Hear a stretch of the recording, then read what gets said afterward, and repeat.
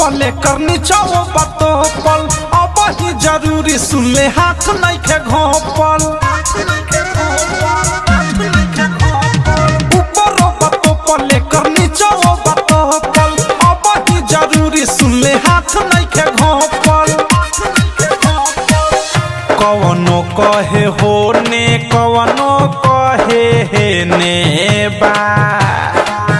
कवनो कहे होने कवनो कहे ने बा तो लोकेशन चालू कर ये कर ढोरी के नेबा तो लोकेशन चालू कर ये कर ढोरी के नेबा तो लोकेशन चालू कर ये कर ढोरी के नेबा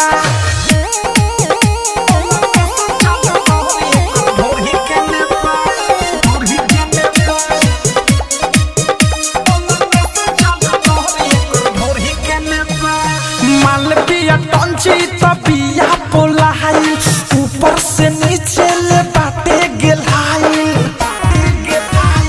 मालविया टंची तबिया पोलाई ऊपर से नीचे ले बाटे गेलाई लागताटे महालई पियो रछेने बा लागताटे माल ई पियो रछेने बा तो लोकेशन चालू कर एकर ढोरी के नेबा तो लोकेशन चालू कर एकर ढोरी के नेबा तो लोकेशन चालू कर ढोरी के नेबा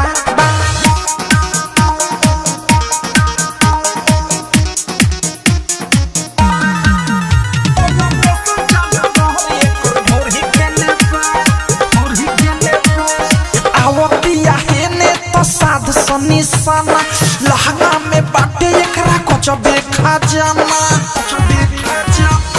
अवधि से राइटर थारू साध निशाना अनुराग मिसाइल बाटे कचबे खजाना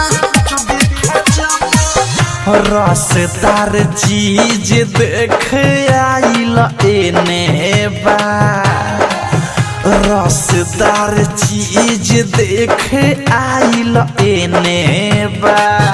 तो लोकेशन चालू कर एकर ढोरी के नेबा तो लोकेशन चालू कर एकर ढोरी के नेबा तो लोकेशन चालू कर ढोरी के नेबा। आरसीएम म्यूजिक न्यू ऐप अभी डाउनलोड कीजिए हमारे गूगल प्ले स्टोर से और पाए भोजपुरी लोकगीतों का एक से बढ़कर एक ऑडियो वीडियो सॉन्ग बिल्कुल मुफ्त।